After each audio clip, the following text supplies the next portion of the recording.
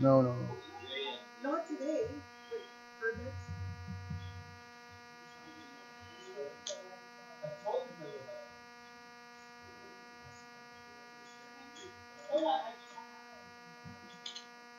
Are we ready, Linda?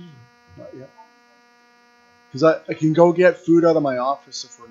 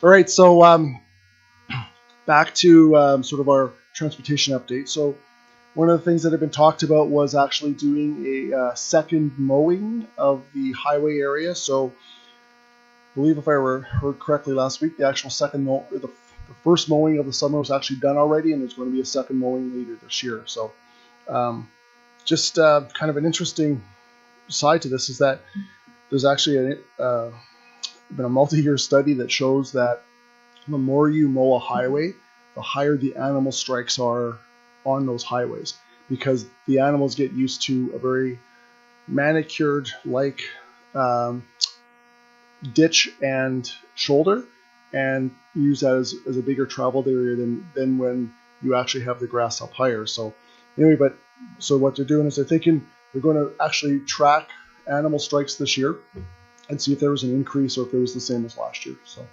just to clarify, Daryl, if I could, that's not giving us anything we didn't have before. We've always gotten 2 cuts. It was the timing of those 2 cuts that was the issue that we addressed with them in the meeting at AUMA.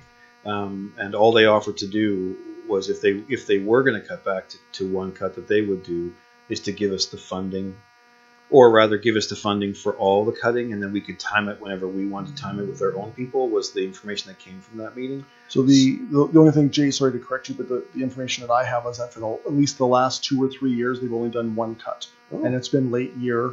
And so when they looked at actually reinstating the second cut, they looked at the option of us doing it with sort of some funding that might be tied to it, but they decided just to do it themselves, at least for this year. So okay. So they're going back to where they were several years ago, but for the last at least 2 or 3 years, they had been at 1 cut, and it would be sort of sometime later summer, and so they're trying to now be a bit more proactive with a sort of an early summer and a late summer cut. It does explain why that okay, fair enough. We just had wrong information going in, but that at least makes sense now because they at the meeting they said, if you guys are getting 2 cuts, that's odd because we cut back to 1 cut everywhere else. Yeah, that was the information I had, that they've done that province wide, or pretty much province wide, is going back to 1.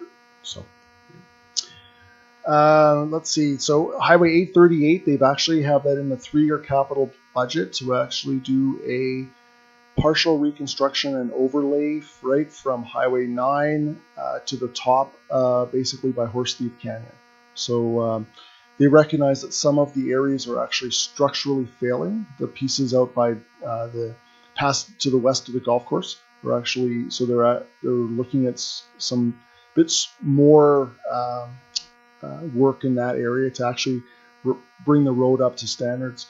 but then looking at right through the whole community of actually doing a relay or an overlay, basically, not unlike what they've done for the last couple of years in town itself. So, but right now it's in the third year of their 3-year capital, and they're trying to get it moved into the second year, which would be 2019-2020. So, Fred? Daryl, a few years ago, and I talked to you about that. I had wrote a letter to council, and Terry followed up with a letter to the government about trying to get that heavy truck traffic to go north and through Munson instead of coming through our golf course, a museum, a hospital. What else we got there? A school. And joining onto the highway north of town and maybe alleviating some of that traffic and especially the heavy trucks that feel a need. They get paid by the number of loads they carry, so they're they're good drivers, but they're paid by how much merchandise they haul. Any thought of that, of looking at that, or at least studying whether there's we would gain as a tourist community moving some of that heavy traffic from that Gibson or Cook or whatever it is at the top of Horse Thief Canyon, and not have them come through our community, that part of our community?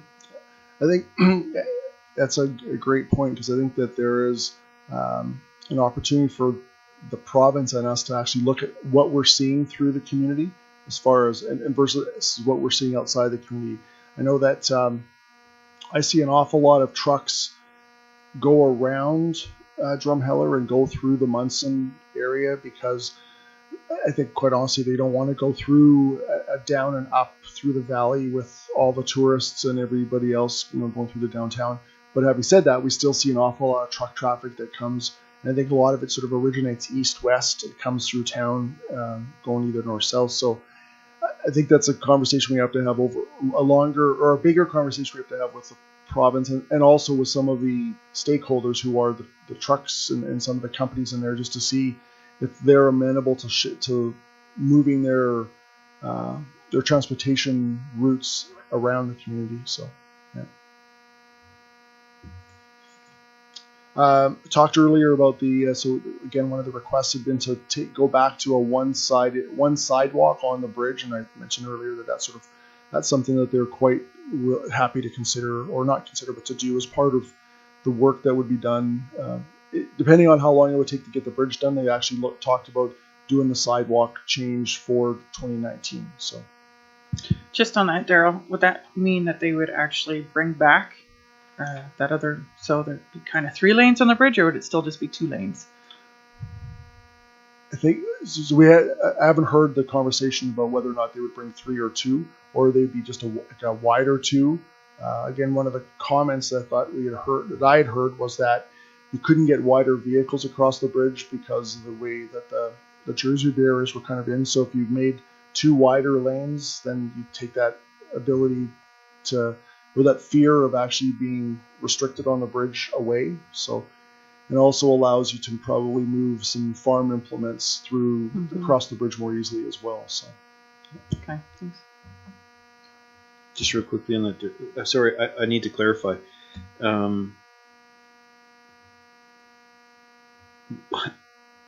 At what point? Whoever asked for them to take one sidewalk away?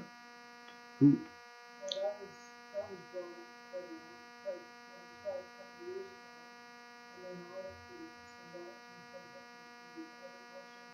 Your mic. Yeah, no, it's been brought up quite a bit to the agriculture community, but I know I heard it over the last couple of years of discussion on that. So I was excited to hear about it, because there's definitely lots of people in the ag community that bridge is not, well, they're having to go all the way around now to move some of the size of this equipment across our bridges. Okay, thank you.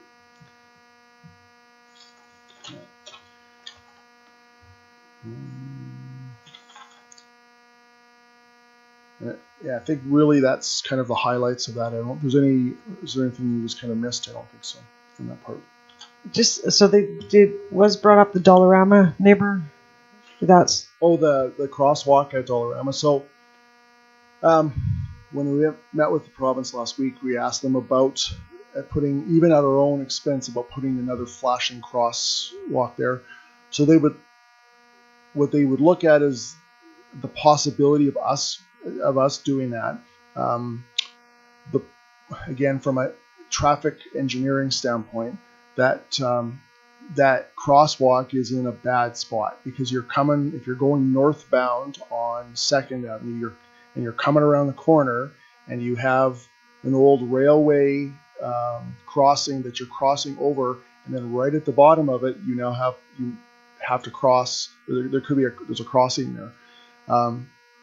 They wouldn't allow that in new communities. But what they've said is that they're going to look at the idea, and of course they painted it last year. They painted across the road, and we put some more signage up there. And all we wanted was, can we put up the flashing LED signs and actually make it more safe? And so they're going to look at that.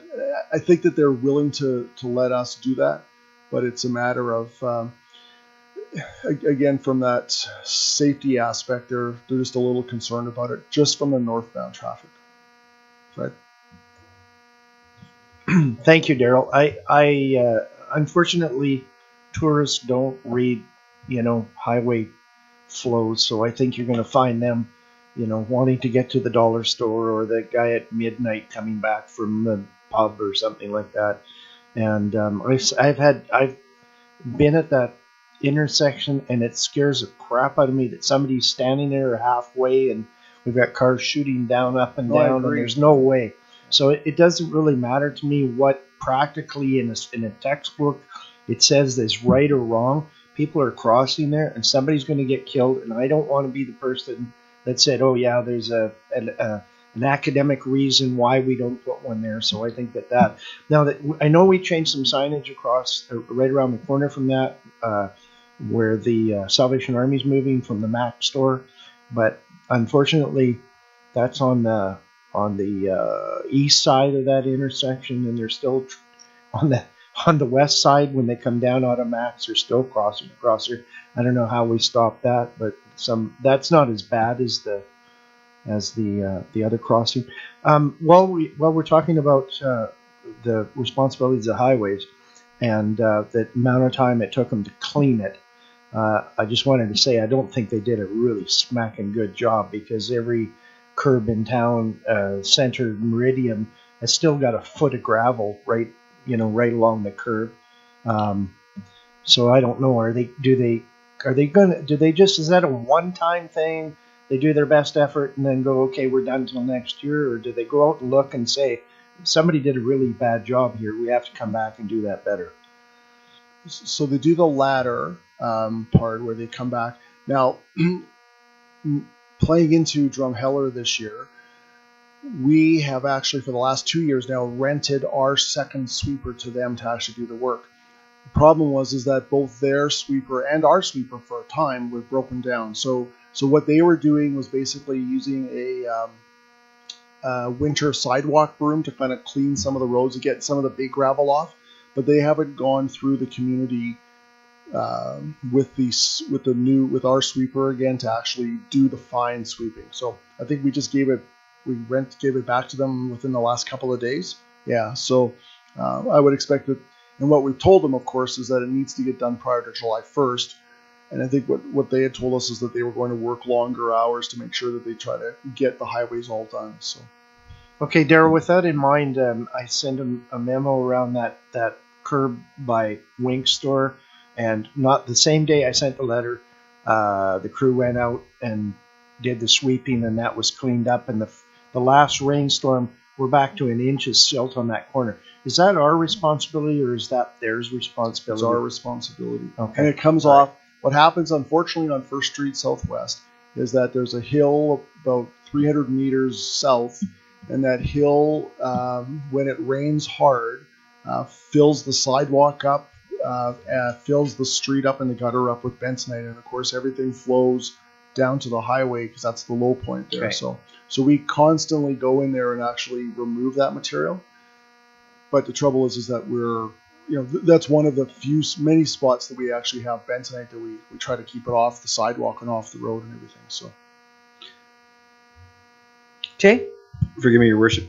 So, my colleagues, one of the things, I think this is one of the reasons why we wind up with 4-hour-long meetings all the time. The purpose of what we're trying to do here is to revisit and refocus on things we've already identified as corporate priorities we expected to be addressed in 2018, and if not, a reason why not. And so it's the same thing every time we wind up reviewing quarterly reports. We wind up going on to new things and down all kinds of rabbit holes. So if we're going to get out here tonight, I would suggest that if I do it, please stop me, and I'm going to start stopping you guys when we're asking things that have nothing to do with what's on the page in front of us. Thank you. Yes. Tom? Tom? Well, Highway 575, the culvert. What's the status of that? Are they? The last I heard, which is about 3 weeks or 4 weeks ago, is that the contractor is supposed to start mid-July, and it's about a 6-week project. But having said that, unless they've talked to Armia at all, they haven't talked to us, anyone at the town, since probably early May. So I don't like as far as the contractor goes. So, but that's what they're looking at for a schedule. So, are you concerned with the passion play? Well, there's a number of concerns, and I've actually brought them up at our RCMP CAC meeting, because I can see a dramatic increase in traffic flow down Newcastle Trail coming into town. Yeah. And so that's going to be a problem that I'll address at our CAC meeting. I won't do it now because it'll take council too long to discuss it. Okay, anything else on transportation? And 575. Okay, so now we're off. Where are we at, Darryl? So we are, I guess with museum sewer order. I'll just go through a couple of these ones. Museum sewer order. So we've actually signed an agreement with the province. They're going to construct a lift station as part of. So it's going to be later this fall as part of their work on the expansion for the museum. And we are continuing to add, both parties are continuing to add chlorine to the system to try to mitigate some of the odor issues. So, I don't know if there's any questions on that. Okay, good. Trying to think what else is in here. Flood mitigation, recovery, protection. We talked about that. Flood mitigation. We talked about that. Toboggan Hill. We talked about that. Off-site levy bylaw. So that'll be coming in September when we come back. So it wasn't a. It was one of those ones we thought it'd be pretty easy to do, but it is easy to do, but other priorities took place on that. So it's a matter of updating what we've done last year. So collective bargaining, again, we've discussed that's our collective agreements end at the end of this year. So our goal is to actually not wait a year like we've done in the past, actually, before we start doing collective bargaining. And we've recognized we've been meeting with QP already a couple times about looking at modernizing the collective agreement, taking out some of the old wording, some of the old things that just no longer matter. So I expect that that's something that we'll be coming back to council with just before the end of the year, so, or early into the new year. So talked about recycling strategy, Elks demolition. So I believe that Barb said that there's going to be a report coming to us in 2 weeks' time that's going to talk about the ownership of the Elks as far as transferring the ownership officially, and then we can put out a tender for demolition for this fall for that work. So. Armia, we'll talk about the other two there. Thank you. The two items under infrastructure I will comment on. The number one is the ball diamonds upgrade. We have one in Rosedale that has some drainage issues and one Newcastle that needs some dimension adjustments. These will be done after the season, so mostly it will be done in October. And the reason for this, the long winter we had that pushed everything backward, and it was once the snow started melting, the games coordinators or organizers started booking, so we had no chance to do this before the season. So this will be done after the season is complete. The trail map and the trail plan map showing gaps and priorities. I have already started this with Sheen. However, it will take some time because we need to identify each gap and how much land do we own, or if there is any alternative routes that we have to take in order to connect pieces together, and what's the availability of this. So this will be complete late summer or early fall. Thank you. Protective services, the only other one is the fenced dog park. So again, that had come to council earlier this year. There had been, I think, a fair bit of discussion about the location of it. So what we're planning to do is, again, late summer, early fall, is go out to the public, actually do some public consultation about where they want it and what we actually want to see. So with the idea that we can actually, if it's not complicated, we can actually do some work this fall and have it ready for the winter, spring of next year. So tourism corridor bylaw, we've actually struck a ad hoc committee to do tourism corridor bylaw work with the idea that we actually will create a bylaw that will come to council this fall. So we've had a couple of meetings so far trying to frame what we actually are doing with the bylaw. We are going out Thursday, as a matter of fact, to do a little tour of the area of the four corners and plus Wayne to actually look at what we want to do. Because right now we're looking at primary areas and secondary areas. Because of course you wouldn't treat, for instance, you wouldn't treat the area around Cambria the same as you would treat the area around McDonald's as far as height of grass, types of flowers, etc., etc. So it's, again, we're looking at that as something we would be bringing to council this fall once the committee's had a bit of time to think about what we're doing with it. Under Barb's area, so code of conduct, that's actually next thing on our list here for first reading. There's a code of conduct bylaw. And then some of the other ones, the infrastructure master plan TCA component. So they've actually started inputting that into our asset management program. So the idea is to try to look, identify some of the projects we've built over the last couple of years, as well as look at depreciation of some of the other ones. So that's ongoing. I don't think that there was, if I recall, I don't know that there was something that was actually coming back to council on that. That's just one of the tasks that needs to get done. So any questions on any of those things? So good. And that's it for that. So Okay, so any more questions on the strategic plan? All right. Thank you, Daryl. That's a lot of information, everybody. Darren, Armia. All right. I guess, Daryl, you're going to be doing 8.3.1. So this is really one of the requirements of from the changes of the MGA was that every community has to have a code of conduct for members of council. So in the past, we had pretty much followed AUMA's, what they had recommended. And actually, this code of conduct, with a few subtle changes, AUMA has done a very good job of creating a template for communities. And a lot of communities are actually using something like this with some options in here. So what we're looking for, obviously, because it's a bylaw, is simply first reading for this, with the idea they would come back for discussion at second reading. So I get a motion? Jay? Thank you, Your Worship. I'd like to make first reading for bylaw number 08.18. Seconder, Lisa? All in favor? Carried. Okay, and we need 10.1 second reading of land use bylaw.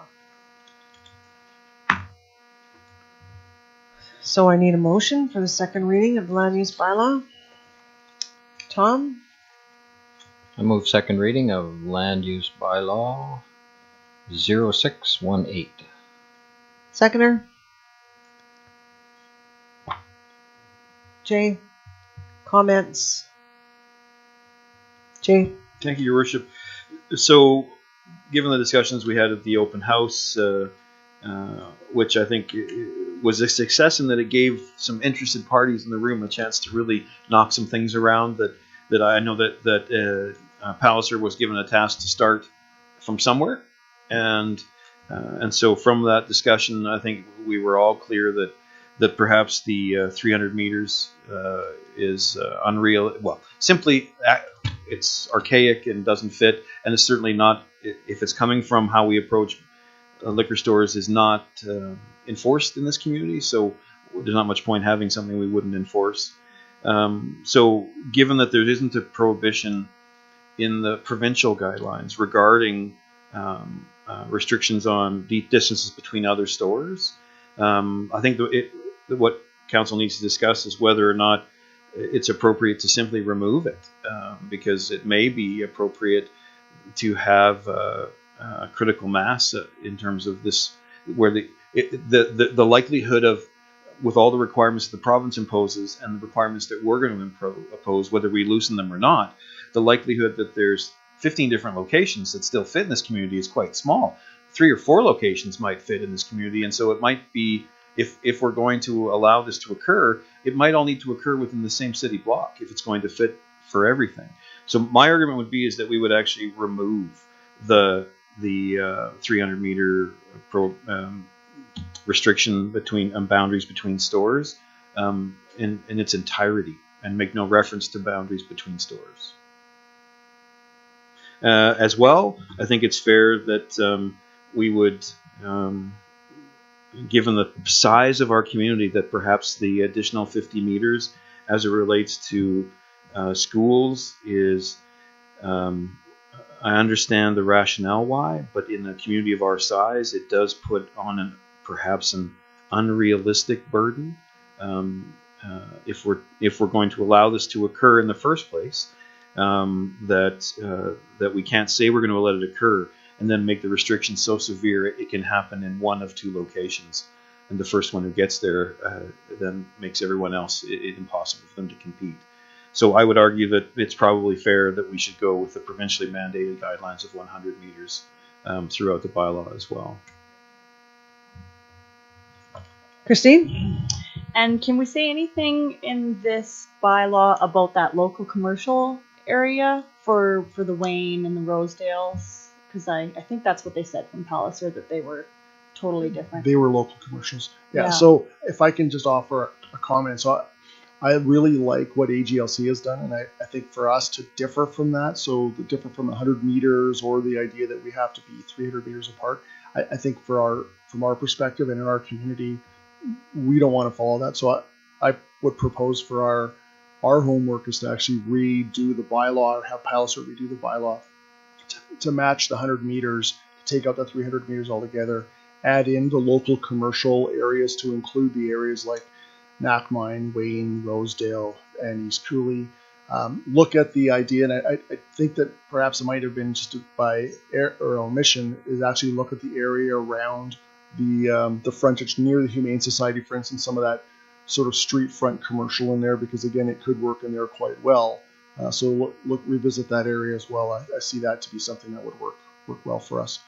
I think that one of our challenges is still having to look at what other kind of facilities we would or wouldn't allow. So I think that the comments around the BCF and the Aquaplex, I think were largely as a comment from the Chamber of Commerce, if I recall, who said that they felt if there are children's programs around, they're not sure if they wanted to have a retail store near there.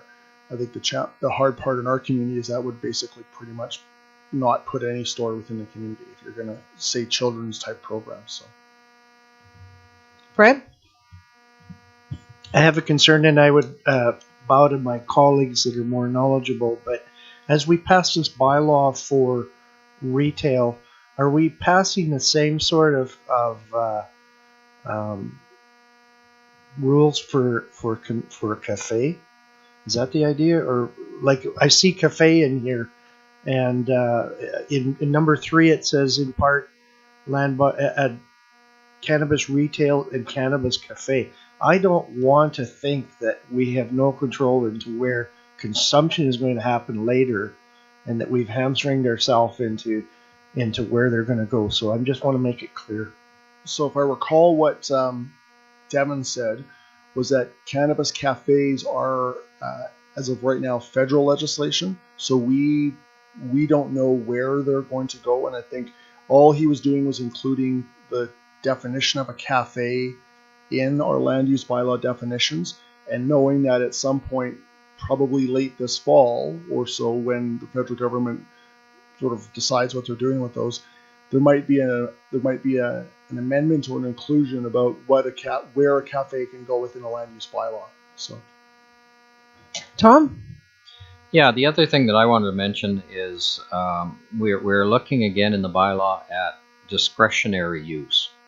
And discretionary use means basically that it has to come before MPC. I wonder if Cindy wants to even chime in here, but so even though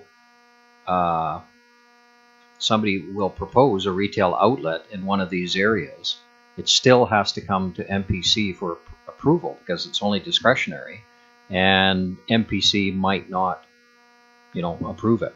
So it doesn't mean that we could conceivably have these retail outlets all over the place, in all of these places. If MPC says, that's too close to a playground or that's too close to whatever, then MPC has the ability to not allow that. So. No, I agree, and I think that the playgrounds, the concerns that they have, I think should be left to MPC to decide.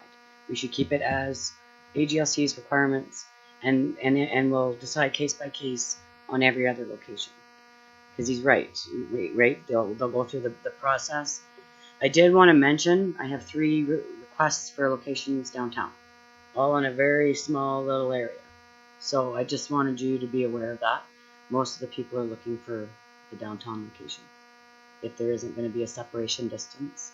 Again, MPC, based on what are you going to say you're not going to approve this location because it's adjacent or 2 steps down from another one? What is your reasoning going to be?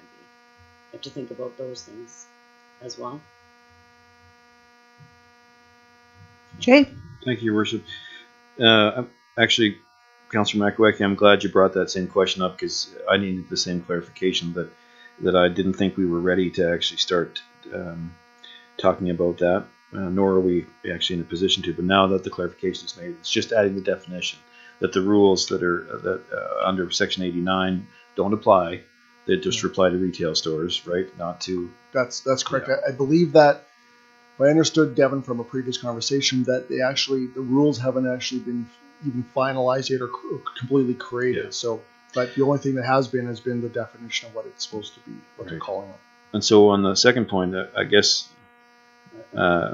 being able to hold competing ideas in my mind at the same time, even though I meant what I said about releasing the restriction about stores being next to one another, I'm still concerned about the downtown core.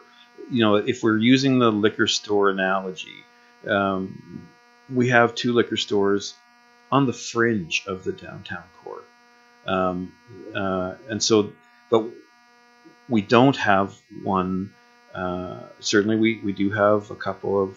We have one bar, and I don't know what we're trying to encourage, because if we're trying to encourage more residential property to spring up in the downtown core, the idea of encouraging more 24-hour business, or even till 2 a.m. sort of business in that same small area, they seem counter-purposed. When I think about just what we have for liquor stores, there's very little in the way of residential area right around what exists right now for the one that's down from Vintage and the one that's across the street in the Shoppers Plaza. And so instead, if the one location that one of the people who spoke at the public hearing put forward, the idea of having even closer to where there are residential units upstairs, with more people coming and going until 2 a.m. or later, does concern me. That we're trying to enhance the livability of our downtown core from a business standpoint, but also from a residential and lifestyle standpoint. And I wonder what we might accidentally be doing to the residential portion if we encourage more business that might have cars coming and going at all hours of the night. Can I speak to that? There was a lot of push, and that's partly why that bylaw for the liquor stores came in from the residents. Anytime, for example, Low Left Golf got a lot of resistance. Neighbors were concerned about the noise, the drinking. So every time something like that sort of comes in, there is a bunch of push from people that live very closely to the downtown. So it's trying to balance right? The downtown, it is downtown, it's commercial business, but there are residents very close to the area. The other thing I did find out as well, and I think maybe this is something we have to talk about with Palliser is, or even I guess here, is you can set hours of operation, because there is they can be open from 10 a.m. to 2 a.m. And is that something that you want downtown? Is it going to cause a problems with the? Maybe this is something we can put on a certain location if it's right next to, a residential. Right. But If it's on highway commercial, go for it, right? right? But if it's downtown core, Or industrial, the light industrial areas that we talked about. So is that that would be a condition as a part of the discretionary use? Yeah. Then, really, right? So We could put that on an NPC. That's true. thank you for hearing it out. Fred? Well, I'm really open for free enterprise in that. There's a concern in my mind that, having gone to the economic meetings and things like that, we're always talking about how to draw busloads of people and how do we get foot traffic, how do we get more families downtown, how do we create that festival area, that festival atmosphere. And I know we want business downtown, but we wouldn't want 5 more chiropractors on our main tourist service, happening place. Not that I have anything against chiropractors, just an example. However, what I would hope the MPC is going to do is also say, we need restaurants downtown. We have, 4 buildings that are vacant, and we're going to have to, as leaders in the community, we're going to not decide who has business and who doesn't have business, and but we have to decide what's healthy for our downtown, and what's going to make our downtown prosper. And I don't know if 4 dispensaries on the same street rather than 1 or 2, and then a restaurant and an ice cream shop would be better for our community and where we're trying to take it, than just saying we got 3 businesses, yay, let's fill that street up with this sort of the same as having more banks or more lawyers. That's not what the people are going to come to our town and expect as an attraction and things like that. So I think that where I'm thinking like Jay, I don't really want to restrict businesses by the distance. I would rather see MPC look at the health of the downtown and decide that we have enough of those, or spread them out a little bit better, or move them to areas so that we have more of the town is covered with, that they're spread out, but that we keep in mind that we have to promote that feeling downtown, or that business spirit. Christine? So sorry, just going back to what we're going to do in the land use about hours. So is that something that's actually going to go into the bylaw to say, okay, if you're going to be out in that area, you can be open till 2 in the morning? Or is this something that they're going to find out and be mad about after they've already picked a location? Oh no, we would discuss that with them going. But it doesn't have to go in the That's correct. actual. Okay, That's okay, correct. that was all. Thanks. Tom? Yeah, just further to Fred's comments. MPC would love, as everybody in this room would love, to have lots of businesses, lots of restaurants, lots of stuff downtown. The problem that we get into in MPC on a number of occasions over the last few years is, we have an application to go into an empty building downtown. And is it exactly what we would like to see downtown?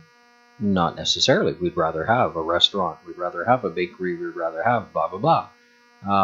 But the reality is, well, is this business in that empty building better than an empty building? So that's kind of the reality, Fred. It's we all would like to have every building downtown full of things that are really good for residents and really good for tourists. And I mean, that would be ideal. But I mean, we end up with empty buildings, and we have businesses that want to go into those empty buildings. It's kind of hard to say no. Lisa? Just also onto that, I think that AGLC will probably have further requirements as to what these business owners would be required to do for the locations. And some of those locations that we are potentially discussing might not even fit that mold and solve the problem on their own. And as well, opening up the extra areas on commercial along the highway might take away some of that. Now that gives people an idea that perhaps this is where we can move it. And to be fair, a lot of people might like not having it downtown. People living in Newcastle or Nackmine might want something on the further outskirts of our community. So I think it's a problem that might actually solve itself. Good discussion. So it's time to vote. All in favor of bylaw? All in favor of the second reading of land use bylaw 06.18? Against? Sorry. If we defeat it, guys, we're back to Yeah. square one, back to first reading, so remember the process is second reading. If you're comfortable with everything we've discussed being a requirement for it to pass at third reading, then we would be in favor of it passing at second reading. If you have other concerns other than the things we'd like to see in it aren't in it yet, then you absolutely should vote against it. But that's not a reason to. If it's just because it doesn't look like it needs to look like by the time we're prepared to finally pass it, that's not a good reason to vote no, in my opinion. So everything we discussed is good.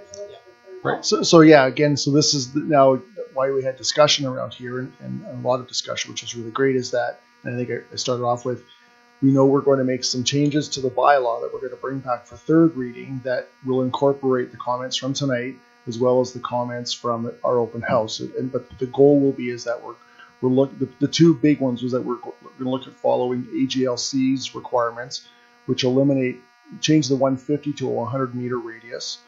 And we're going to remove the 300 meter radius between competing businesses. Right, those are the big ones. Yes, and adding, but again, just comparing that to what's in there right now, those are the two big changes. And then adding in the local commercial will be the third change to it. And light industrial. And Some. yeah, so the area that's along kind of 575 by 12th Street there. That would So be light industrial. yeah. Okay. Okay, so now that we're clarified, all in favor? Carried. All right. Okay, last but not least, 13.1, motion to approve council's summer meeting schedule. All right.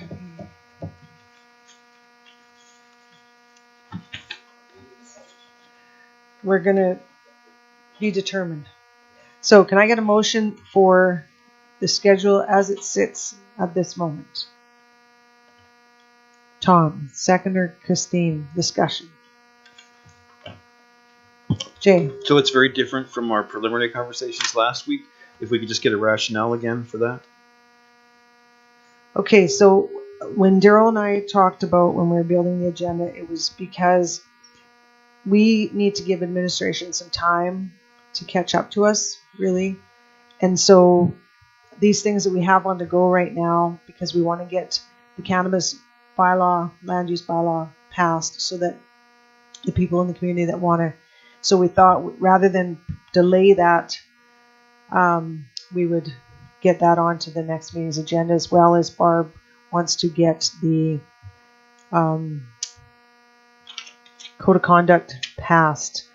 And then this way, we'll do those next two meetings, give administration time to catch up to us, and with holidays and everything else.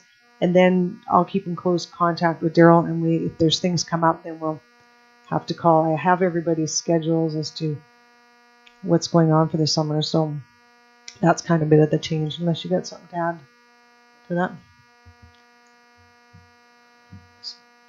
We're on a roll, so we might as well just keep rolling, and then and everybody's still here, so it works out really well. So then, thank you, Your Worship, for that clarification. What is the intent for? We're just going to leave August blank at the time being then? At this point, Daryl's going to see how far along they get, and what they need moved and what they need passed.